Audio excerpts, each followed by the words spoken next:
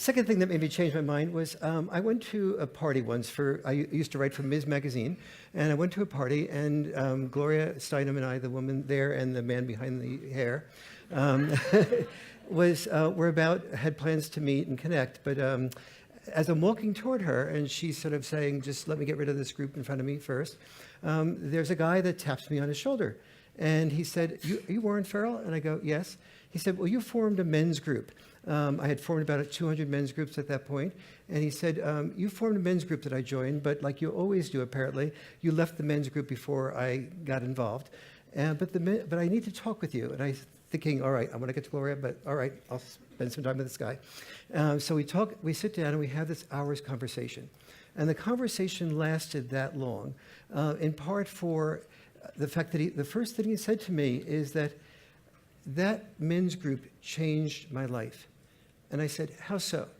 And he said, for the first time, I was able to remove my mask. I was able to talk about who I really was underneath, my fears and my feelings. And he said, one of the exercises in the group was, what is the biggest hole in your heart? And when it got to me, I didn't expect to say it, but I suddenly blurted out, it's the fact that I had a son. And I was so preoccupied with my career, a little bit like Jeff Walker was saying, but in this case, he was successful and he was traveling a great deal. He said, I was so preoccupied with my career, I never really got to know my son. I came in, I came out, I was still involved with business. I got involved with women on the road. Eventually, I got a divorce. And to this day, the biggest hole in my heart is not having connected with him. And so the group sort of hesitated, and one of the men in the group, he said to me, something else is going on. And he said, yeah, something else is. My wife just told me, my new wife just told me she was pregnant. And apparently it's going to be a boy. And so I'm a little worried. I'm feeling that hole reemerge in my heart. And I don't know what to do about it. And one of the men in the men's group said, well, if you could do anything you wanted to, without regard for responsibility or anything at all, what would you do? Really? I would take 5 years of my life and raise him until he got into school. Do nothing, career-wise. And he said the men's group looked at me and said, have you talked to your wife about that? And he said, no. And they said, well, why don't you? Why assume she would be opposed to that? And so he said, I went home, talked to my wife about that, and she said, John, that's the greatest thing you could do. That will give you love. You didn't have a father, you didn't have a mother growing up, you didn't have connection with your son. For 5 years, take the time off. And he said, I always knew she had her values in the right place, but to give me permission to connect with my son for 5 years and lose income for 5 years was just extraordinary for me. And so he said, at that point in time, as he was talking to that to me, I said, well, now you've had about a year or 2 years into raising your son. Was it a good decision? He said, Warren, it wasn't a good decision. It was by far the best decision I made in my life. And I'm always a person to ask for more specifics. And so I said, give it to me. Why?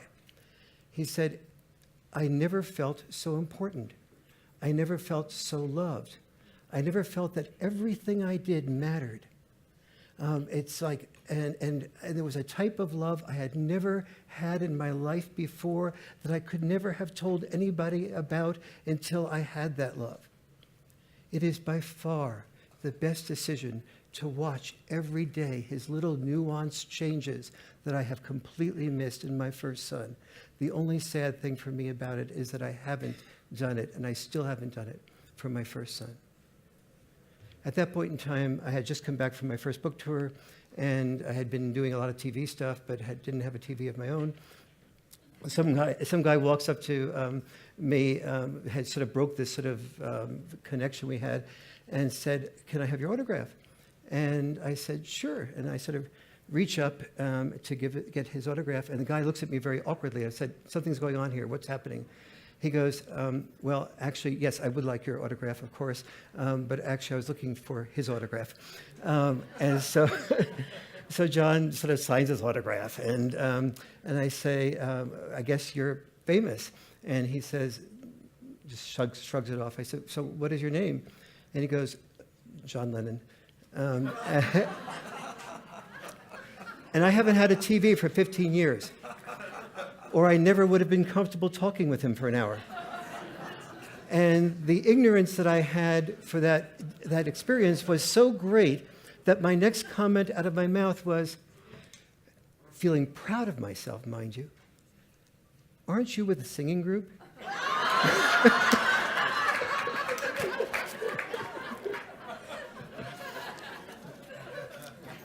And interestingly, he smiled in a way that made him feel more relaxed. I mean, it made me feel more relaxed. I realized that, and as we got on in the discussion, in fact, I sort of tightened up once I knew who he was.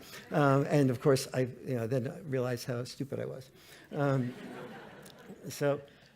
But I didn't realize also that embedded in that hour was